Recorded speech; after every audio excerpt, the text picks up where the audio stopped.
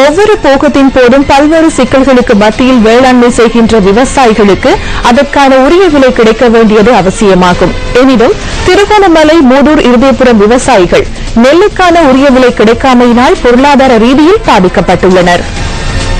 கடனை பெற்று வேளாண்மை செய்த போதிலும் உரிய விலையில் நெல் கொள்வனவு செய்யப்படவில்லை என இருதயபுரம் விவசாயிகள் தெரிவிக்கின்றனர். கடன்காரர்கள் வீட்டில் இருக்க ஊர்ல கடன் மட்டும்தான் வெள்ளாமல் செய்யும். 1000 ரூபாய்க்கு 1500 தான் நெல்லு கேட்கறாங்க. இப்படி விலையை கொடுத்து விவசாயிகள் என்ன செய்யுது? இந்த நெல்லை வெள்ளாம வெட்டினா இதை வச்சுதான் புள்ள வெட்டி நாங்கெல்லாம் சாப்பிடணும். இப்படி இருக்கவங்களை 1000 ரூபாய்க்கு நெல்லை கொடுத்து நாங்க என்னத்தை சாப்பிடுற, வீட்டு எண்ணத்தை நாங்க மிச்சம் முடிக்கிற. தனியாருக்கு குறைந்த விலையில் நெல் விற்றால் தாம் பெற்ற கடனை செலுத்த முடியாது என்ற காரணத்தினால் வீடுகளுக்குள் நெல்லை களஞ்சியப்படுத்தி வைக்க நேரிட்டுள்ளதாக விவசாயிகள் சுட்டிக்காட்டுகின்றனர்.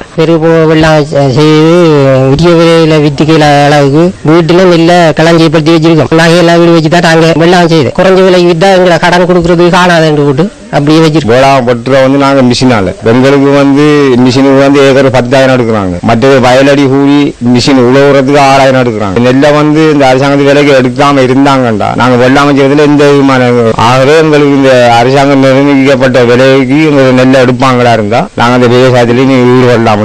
ஏற்கனவே அறிவித்த நிர்ணய விலையின் கீழ் அரசாங்கம் நெல்லை கொள்வனவு செய்வதற்கு நடவடிக்கை எடுக்க வேண்டும் என்பதே விவசாயிகளின் கோரிக்கையாக அமைந்துள்ளது.